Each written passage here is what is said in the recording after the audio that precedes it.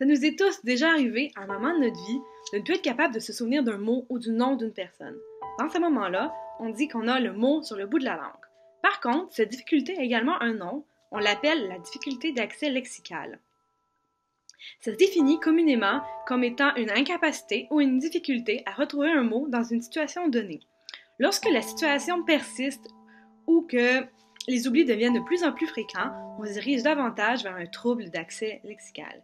Aujourd'hui, j'ai la chance d'avoir Lucille Denis, une orthopédagogue, pour nous parler des impacts des difficultés d'accès lexical, sur l'apprentissage des enfants.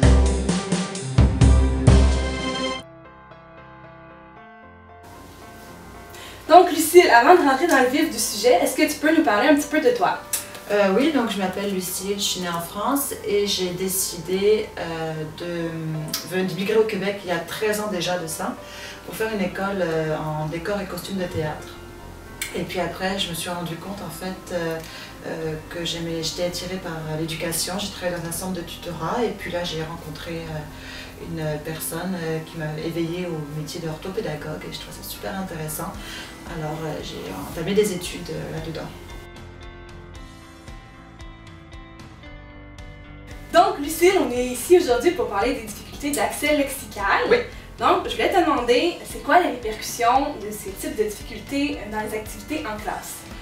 Si j'y vais d'abord avec la compétence à l'oral, c'est sûr que l'enfant risque d'avoir une participation qui est moins élevée que les autres. Donc ça peut être une difficulté déjà. Aussi peut y avoir de l'impatience de la part de l'enseignant, ça peut être l'impatience de la part des élèves aussi, mais aussi peut-être de la moquerie. Donc ça, on peut faire attention à ça. On peut, vu qu'il a du mal à trouver son vocabulaire, ça peut être difficile à suivre quand il raconte quelque chose. Mettons, je pense à la causerie, ça peut être difficile à suivre s'il cherche ses mots, si c'est tout le temps des mots qui sont trop généraux, trop générales. Donc un langage parfois un peu décousu. C'est ça, oui, moins élaboré aussi. Et que ça puis ça a des répercussions aussi sur l'écriture, évidemment. Donc beaucoup de mots comme genre, des trucs, oui, puis à la place de dire le mot grenouille, ça peut être le mot animal. Mais les animaux, il y en a beaucoup. Oui. Fait que c'est peut-être de l'aider à préciser sa pensée aussi. Ok, d'accord.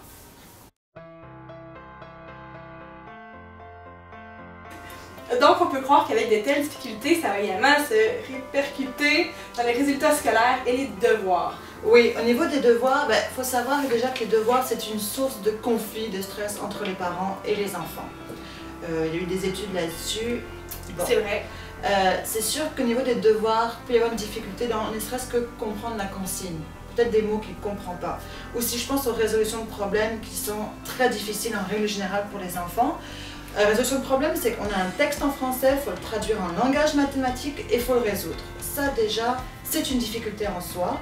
Et puis là, si on pense aux formulations, autant que, Paul a autant de pommes que Pierre, 2 fois plus, l'air du carré, le même que le périmètre d'un rectangle. Toutes ces formulations-là, c'est vraiment difficile.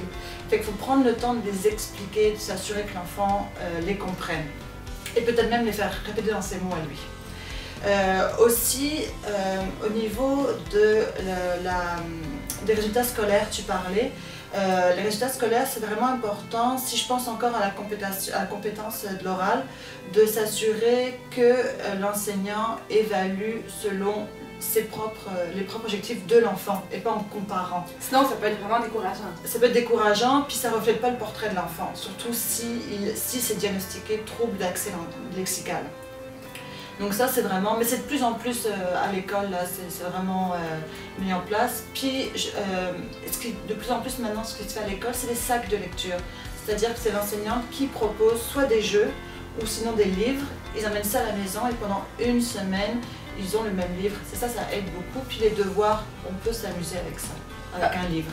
Parce que quand on a le même livre pour un certain moment, on a le temps de se familiariser avec le vocabulaire. Oui, exactement.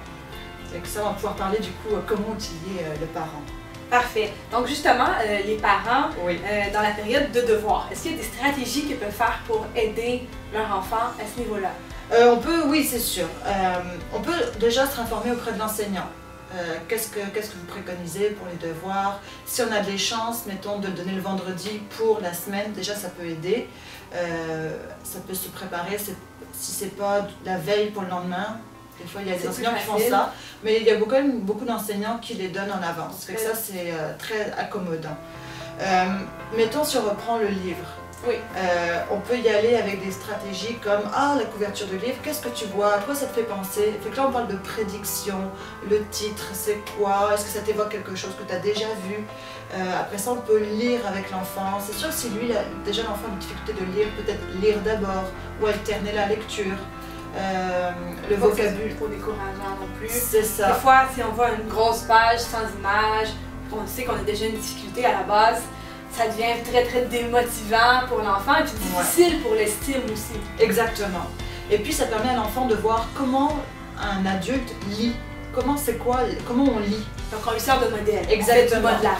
Exactement. Ça c'est super important. Mettre le ton aussi, l'intonation, ça c'est toutes des stratégies. Qu'on ait un enfant avec un trouble d'accès lexical ou pas. De toute façon ça aide. Lire, ça c'est la meilleure stratégie, le meilleur devoir, j'allais dire, à la maison.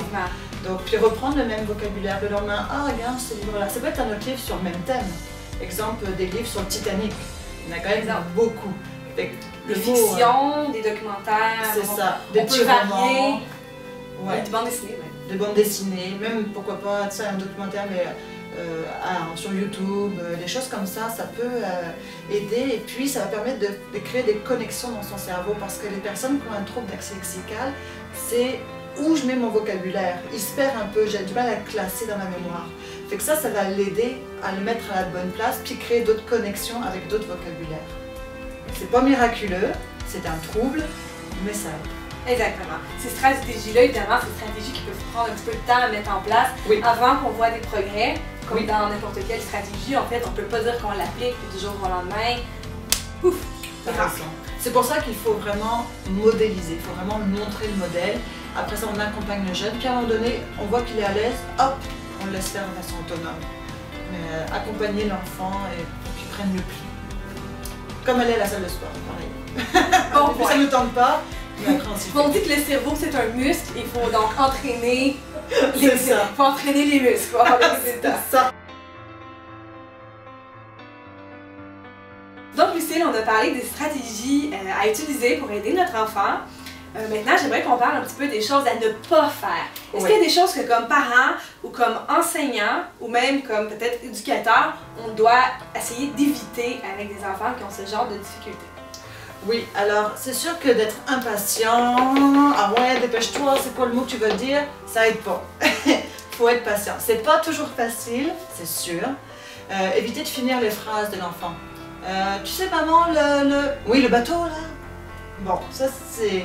Un, ça fait la patience, puis deux, ça aide pas l'enfant parce qu'on finit ses phrases, fait que lui ça l'aide pas. Par contre, on peut lui donner des indices. Si tu as un transport, ah oui, qui va sur l'eau, qui flotte, là ça va peut-être l'aider, puis ça... Ah oui, parce que ça réactive des éléments de la représentation du mot. Exactement, puis on est dans les réseaux, qui flottent, qui est sur l'eau, qui est gris, qui est imposant, un transport, même transport, déjà là, ça donne des bonnes pistes. Effectivement. Éviter aussi de passer l'enfant pour une victime. Ah oui, t'as raison, ah oui, non, c'est pas de ta faute, c'est pas de ta faute, faut l'aider un peu. On l'aime notre enfant, c'est sûr, c'est notre enfant, on veut le chérir, on veut l'aider, mais des fois il faut aussi un peu lui mettre des défis. Pas trop grands, mais des petits défis qu'il doit relever, ça lui permet de le responsabiliser et de le rendre un peu plus autonome. C'est ça notre but. Effectivement, parce que dans la vie, même si on a des difficultés, ça ne va pas nous aider de toujours s'asseoir dessus, il faut être capable d'aller plus loin. C'est ça. Puis il n'y a pas toujours papa ou maman. Exact. Et puis il faut développer nous-mêmes des stratégies aussi qui nous conviennent. Par exemple, dans toutes les stratégies qu'on a nommées, ça se peut qu'il y en ait une qui soit plus efficace pour un type d'enfant, mais qu'avec une autre personnalité d'enfant ou un autre degré du trouble, dans le fond, ça ne soit pas efficace pour cet enfant-là. Ah oui, oui, il faut vraiment personnaliser les stratégies. On connaît notre enfant. Quand on travaille avec des professionnels, les professionnels connaissent l'élève aussi, fait qu'à force, on sait par la personnalité de l'enfant quoi utiliser. Donc ça peut aider beaucoup. Aussi, faut pas trop accepter qu'il vienne avec des mots imprécis. Tantôt on parlait, c'est trop général, les mots, etc. Fait qu'il faut soit revenir derrière lui, puis reformuler avec le mot précis. Ça peut être des choses comme ça.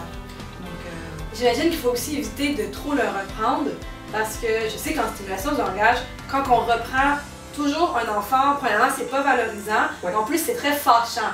Comme nous-mêmes, comme adultes, on n'aime pas se faire reprendre continuellement. C'est la même chose pour les enfants. Donc, comme tu dis, c'est toujours mieux de reformuler. Oui. Puis d'après ça, bon, l'enfant peut utiliser le mot qu'on a utilisé, le lancer à sa manière. Si je pense, mettons, aux anglophones qui disent beaucoup « je suis 11 ans ».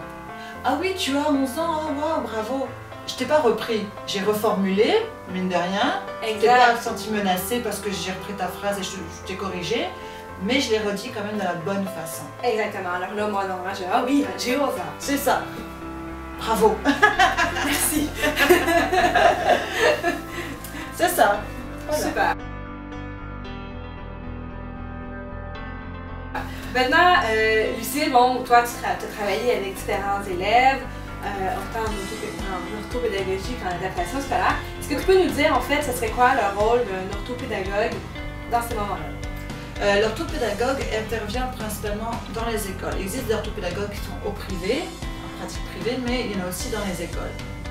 Quand même, il en reste encore quelques-uns qui résistent. L'orthopédagogue, c'est vraiment le lien entre ce qui se passe en classe et puis les spécialistes. On doit lire les rapports de neuropsychologues, orthophonistes avec ce que vous préconisez. Mais il y a aussi, nous en classe, comment on peut soutenir l'élève dans ses apprentissages. Il y a l'enseignant et l'enseignant a un rôle important. Ça peut être fait dès les maternelles. Vous faites ça même avant. Vous prenez les conseils de l'orthophoniste quelquefois, ou sans, mais en tout cas vous stimulez le langage. Fait que ça déjà, ça peut être un pont vers la maternelle. Puis le rôle des enseignants de maternelle, c'est aussi de regarder comment se développe le langage d'un enfant. Fait que d'aller voir l'enseignant et puis demander des conseils. Ça déjà, ça peut être une bonne chose. Puis des fois, même l'enseignant va chercher de l'aide d'orthophonistes à l'école ou d'un orthopédagogue. Fait que toute cette équipe-là, déjà, entoure l'enfant. Parents, enseignants, spécialistes, personnes à l'extérieur comme stimulation du langage.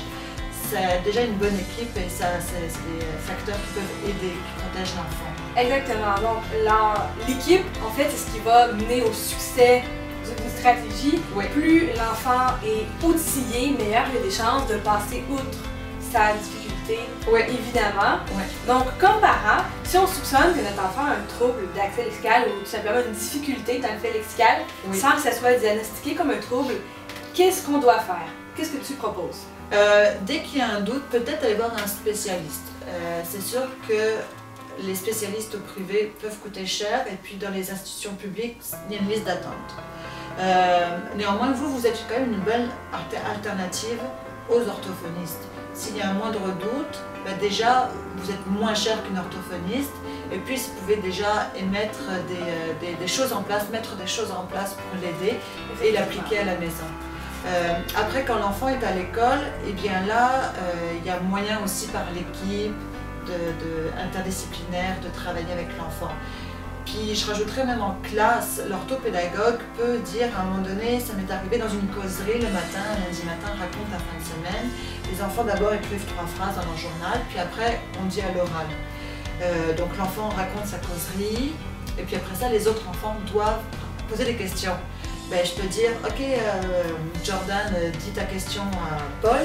Ah, Émilie, réfléchis à ta question, après je vais te poser la question. Alors ça lui donne un délai. Exactement. Pas nommer immédiatement. C'est ça, fait qu'elle a le temps de penser à sa question, d'utiliser tous les mots, puis elle est prête, puis elle se sent pas comme...